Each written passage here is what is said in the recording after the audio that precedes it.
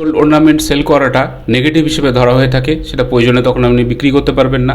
যাই হোক, এই ফিজিক্যাল গোল্ড বাইংটা ইনভেস্টমেন্ট টুল হিসেবে আমি সাজেস্ট করছি না।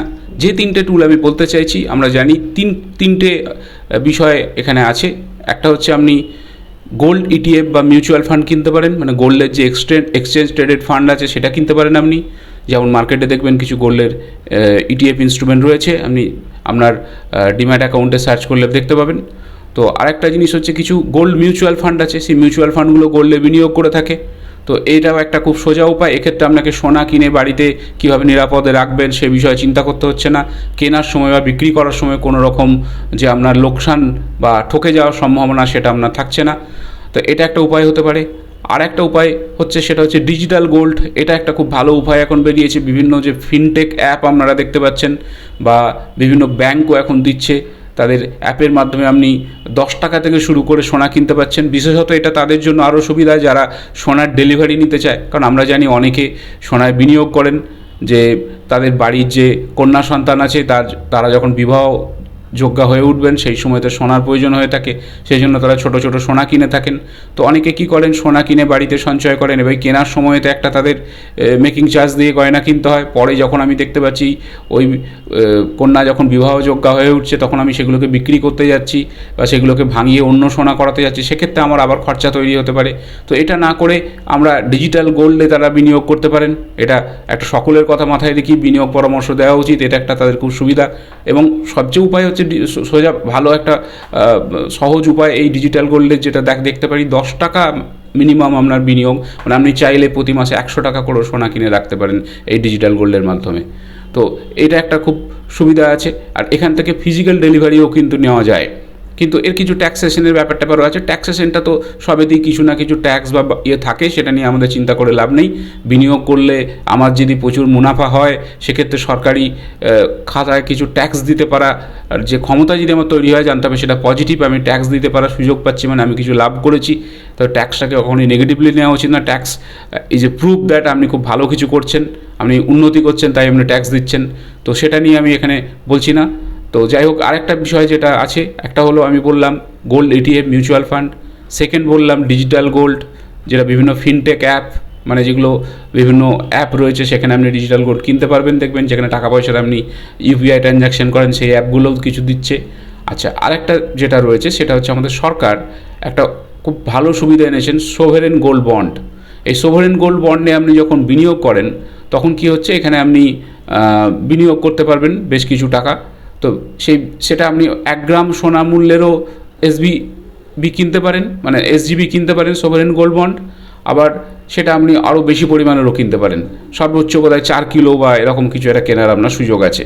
তো এসজিবির ক্ষেত্রে, এসজিবিতে কী হচ্ছে, ধরুন আপনি আজকে সোনা কিনে রাখলেন যে 10,000 টাকার আপনি এসজিবি বন্ডে বিনিয়োগ করলেন, এটা আপনাকে নির্দিষ্ট সময় পর্যন্ত ধরে রাখতে হবে। আট হচ্ছে সর্বোচ্চ একটা টেনিওর এই বন্ডগুলোর, তাহলে 8 বছর পর এটাকে আপনি ভাঙাতে পারবেন, বা তারও আগে এক্সিট অপশান আপনার আছে 6 বছর 7 বছর এরকম সময়কাল করে। তো যাই হোক, তো ততদিন যেই 8 বছর বা যতদিন আপনি গোল্ড এসজিবিটাকে ধরে রাখবেন, যে গোল্ডের যে প্রাইস এসকেলেশন হবে, সেই মূল্যবৃদ্ধি যে দামটা যে বাড়লো, এই দাম বেড়ে যাওয়ার পরে যে টাকাটা পাবেন সেই রিটার্নটা আপনি পেতে পারেন। আর একটা খুব অ্যাট্রাকটিভ বিষয় আছে এই সোভারেন গোল্ড বন্ডের, প্রতি বছর আপনি 2.5% করে ইন্টারেস্ট পাবেন আপনার যে গোল্ডের দাম আছে তার উপরেতে। তো এই যে এসজিবির থেকে যে আপনি 2.5% যে আপনি ইন্টারেস্ট পাচ্ছেন, এটা কিন্তু আপনার একটা বাড়তি আয় হচ্ছে প্রতি বছর। তো এটা একটা ভালো সুযোগ। তো এই 3টে ইনস্ট্রুমেন্ট আমি বলবো, যারা গোল্ডে বিনিয়োগ করার কথা ভাবছেন, আজ কোন এই পোর্টফোলিওতে আমি যেটা বললাম, পোর্টফোলিও হেজিং করার জন্য, বা এখন যদি মনে হচ্ছে যে মার্কেট আমরা একটা সর্বোচ্চ স্তরে চলে এসেছি, নিচের দিকে যেতে পারে, সেক্ষেত্রে গোল্ড কেনা খুব একটা সুবিধা। আর একটা খুব ইম্পর্ট্যান্ট ইনফরমেশন আপনাদের আমি জানিয়ে রাখি, সোনায় বিনিয়োগের সবচেয়ে ভালো সময় হচ্ছে যখন মনে হচ্ছে মার্কেট সর্বোচ্চ স্তরে এসছে। যখন মার্কেট টপ টু বটমের দিকে আবার নামতে শুরু করে, এই টপ থেকে যদি সোনা কেনা শুরু করা যায়, তাহলে সবচেয়ে বেশি বিনিয়োগের লাভ পাওয়া যাবে এই রকম পোর্টফোলিওতে।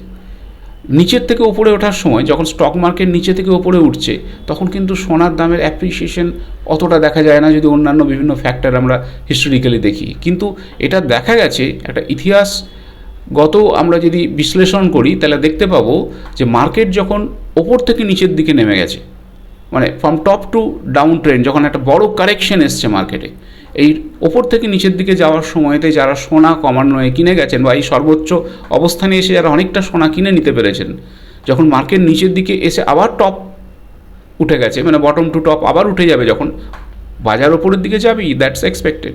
তো এই মাঝখানের এই যে ওপর থেকে নিচে আবার ওপরে উঠে যাওয়াটা, এই সময়কালে সোনা আপনাকে যে অ্যাপ্রিসিয়েশনটা দিতে পারে, সেই অ্যাপ্রিসিয়েশনটা কিন্তু এই স্টক আর গোল্ডের কম্বিনেশনে যে পোর্টফোলিওর রিটার্ন, সেটা কিন্তু শুধু স্টকের রিটার্ন বা শুধু ইকুইটি রিটার্নের থেকেও বেটার হয়ে থাকে। মানে আমি যেটা বললাম আরেকটু সহজে আরেক লাইনে বলছি, আপনি নিচের থেকে মার্কেট ওপরের দিকে উঠে এলো, সেই সময় সোনায় বিনিয়োগ আপনি করবেন, কারণ পোর্টফোলিও ধরা হয় থেকে 10% বা চাইলে আপনি 20% পর্যন্ত গোল্ডে বিনিয়োগ করতে পারেন, যদি আপনি একটু সেফ ইনভেস্টমেন্টের কথা ভাবেন। তো যাই হোক, এই নিচে থেকে ওপরে উঠে আসার সময়তে ওপরে যখন চলে এলাম, প্রচণ্ড একটা ভয় তৈরি হলো মার্কেট নিচের দিকে যেতে পারে। আমি হেজিং করার জন্য প্রচুর সোনা কিনলাম। এই ওপরে উঠে এসে সোনা যদি আমি কিনতে পারি, বা এই ওপর থেকে নিচে নামার সময় যদি সোনা আমি যখন কিনবো, অনেক বেশি প্রফিটেবল ইনভেস্টমেন্ট দেন নিচে থেকে ওপরে উঠে যাওয়ার সময় সোনা কেনাটা। তো সর্বোচ্চ স্তরে এসে সোনা কেনাটা কিন্তু শুধু হেজিং না, লং টার্মে বিনিয়োগেও একটা ভালো রিটার্নের কন্ট্রিবিউশন দিতে পারে এটা। তো সোনা কেনার কথা ভাবতে পারেন। তো অবশ্যই আবার বলি, কোনো বিনিয়োগ পরামর্শ নয়, জাস্ট এটা একটা শিক্ষামূলক আলোচনা। স্টক মার্কেটের ওপর বিভিন্ন বিষয় নিয়ে আমি আমার চ্যানেলে শিক্ষামূলক আলোচনা করতে পারি। এর থেকে কিছুটা শিখে নিয়ে আরও বেশি জ্ঞান অর্জন করে, নিজের অভিজ্ঞতা অর্জন করে, আপনার বিনিয়োগ পরামর্শদাতার কাছে পরামর্শ গ্রহণ করে তবেই বিনিয়োগ করবেন। এটাকে বিনিয়োগ পরামর্শ হিসেবে কখনোই গ্রহণ করবেন না। ধন্যবাদ ভিডিওটা দেখার জন্য।